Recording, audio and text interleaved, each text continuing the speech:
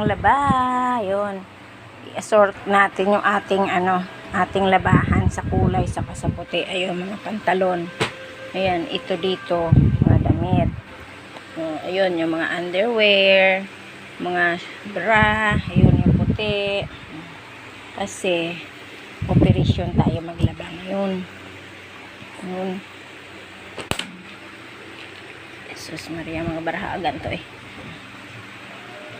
Kasi, duty natin ngayon maglaba. Yan, yung mga pantalon, mga hiwalay natin.